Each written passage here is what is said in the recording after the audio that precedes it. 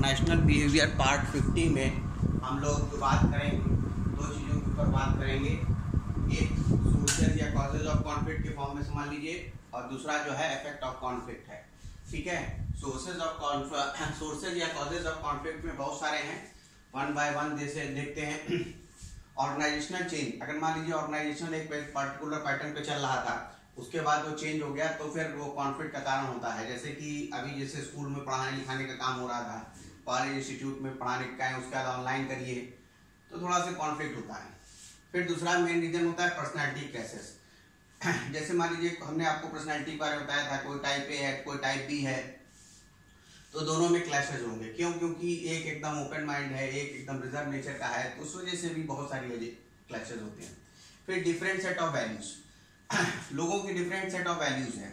ठीक है, अब जैसे अगर आप देखिए तो जैसे टाटा ग्रुप ऑफ इंडस्ट्रीज वो अलग वैल्यूज को लेके चलती है, रिलायंस वाले अलग लेके चलते हैं, तो डिफरेंट सेट ऑफ वैल्यूज हैं सबकी, तो उसके वजह से भी इसी तरह ऑर्गेनाइजेशन में भी जो लोग काम करते हैं उनका अपनी अलग अलग वैल्यूज होती है, वो भी एक है। फिर थ्रेट टू स्टेटस, कभी कभी लोगों को लगने लगता है कि अगर ये चीज हुई तो हमारे स्टेटस के ऊपर फर्क डालेगी, तो एक वो भी एक प्रॉब्लम है। फिर कॉन्ट्रास्टिंग परसेप्शन, कॉन्ट्रास्टिंग परसेप्शन का मतलब होता है कि लोगों ने जो सोच रखा है वो गड़बड़ है, तो वो भी एक वजह हो गई। फिर है लैक ऑफ ट्रस्ट, लोगों का एक दूसरे के ऊपर विश्वास नहीं रहा, जिसकी वजह से भी कॉन्फ्लिक्ट बढ़ता है। फिर है इंटरडिपार्टमेंटल एंगल्स, एक डिपार्टमेंट दूसरे डिपार्टमेंट से, फिर और भी सारी वजहों से भी कुछ विवाद रहता है। फिर है जॉब रिलेटेड इश्यूज, कई बार जैसे किसी पर्सन की जॉब जो है अब गवर्नमेंट सेक्टर में भी और प्राइवेट सेक्टर में भी दोनों में प्रॉब्लम रहती है। प्राइवेट सेक्टर में सबसे बड़ा दिक्कत यही रहती है कि निकाल दिया जाएगा, सैलरी नहीं बढ़ाए, बोनस नहीं बढ़ाए, ये नहीं किया, वो सारी चीज।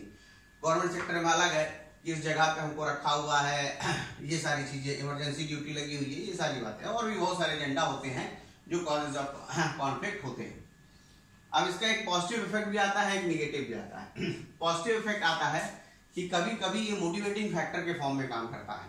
ठीक है, अगर मान लीजिए आपका किसी से हो सके तो बोले भाई ठीक है, तुम अगर इस आइडिया पे काम करना चाहते हो, ठीक है तुम करो, लेकिन अभी तक तो कोई भी आदमी इस आइडिया पे काम नहीं किया, तो वो आपके लिए एक मोटिवेटिंग आइडिया फैक्टर है कि हाँ भाई ये अगर हमने काम करके दिखा दिया तो गजब हो जाएगा। ठीक है, एज अ नीड सेटिस्फायर, कभी कभी कॉन्फ्लिक्ट से आपकी नीड भी सेटिस्फाइड हो जाती है।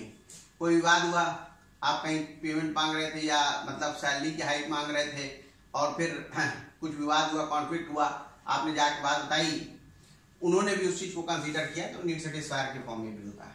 फिर प्रोवाइड क्रिएटिव और इनोवेटिव आइडिया, देखिए हमेशा कॉन्फ्लिक्ट से ही क्रिएटिव और इनोवेटिव आइडिया है। जो चीज जैसे चल रही है सिर्फ उसी को आप मानते रहेंगे, तो ये हमेशा याद रखिएगा कि नई चीज नहीं आने वाली। ठीक है, अगर लोग सोचते हैं कि हम हवा में नहीं उड़ पाते तो फिर ना उड़ पाते हैं। ठीक, तो ऐसा ही अगर आप मान लेंगे किसी चीज को, तो ऐसा नहीं कि आपके मान लेने से चीजें चल जाएंगी, तो नए इनोवेटिव आइडियाज के लिए जरूरी है। फिर इंट्रोड्यूसिंग वैरायटी, ठीक है, जो वैरायटी इंट्रोड्यूस होती है वो भी कॉन्फ्लिक्ट है।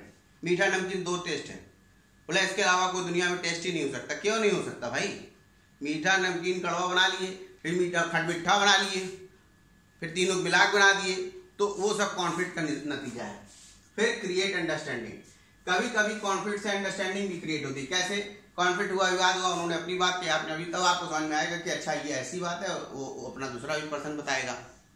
ठीक है, फिर नेगेटिव भी जो है उसमें भी देखिए insubordination, organization weak in solving problem, अगर लगातार कॉन्फ्लिक्ट होता रहा, अगर वो लोगों को लगता है कि हमारा ऑर्गेनाइजेशन हमारी प्रॉब्लम्स को नहीं सॉल्व कर पा रहा है, तो फिर लोग अपने तरीके से काम करना शुरू कर देंगे।